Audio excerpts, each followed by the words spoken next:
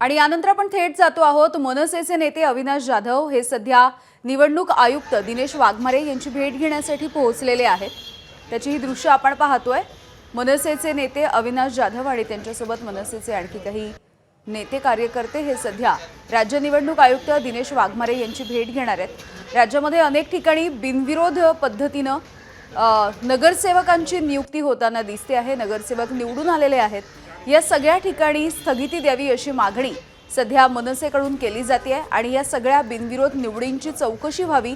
राज्य निवडणूक आयुक्तांची या भेटीच्या दरम्यान हाच मुद्दा खरतर मनसेकडून प्रामुख्याने उचलला जाणार आहे। यासाठी मनसेचे नेते सध्या निवडणूक आयुक्तांची भेट घेण्यासाठी पोहोचलेले आहेत। सोबतच मनसे आणखी एक याचिका देखील कोर्टामध्ये दाखल करणार असल्याची माहिती मिळते। वेदांत नेब आपल्याला याविषयीचे तपशील देतात। वेदांत, ज्या प्रकारे आपण बघतो एकीकडे कोर्टात याचिका दाखल करण्याचे प्रयत्न मनसेकडून सुरू असताना दुसरीकडे राज्य निवडणूक आयोगाचे आयुक्त आहेत दिनेश वाघमारे त्यांची सुद्धा भेट मनसे नेते अविनाश जाधव आणि त्यांच्यासोबत काही पदाधिकारी आहेत ते घेतात। त्यांचं हेच म्हणणं आहे की ज्या ठिकाणी म्हणजे ठाणे महानगरपालिकेमध्ये जिथे बिनविरोध निवडून आले आहेत त्या प्रभागामध्ये त्या ठिकाणी हा निकाल राखून ठेवावा आणि सखोल चौकशी या सगळ्या संदर्भात करावी। खरं तर राज्य निवडणूक आयोग सुद्धा या सगळ्या संदर्भातला अहवाल सादर करणार आहे।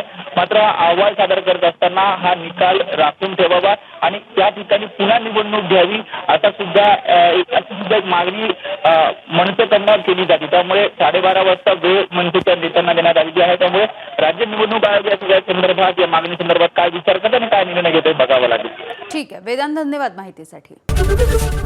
एबीपी माझा, उघडा डोळे बघा नीट।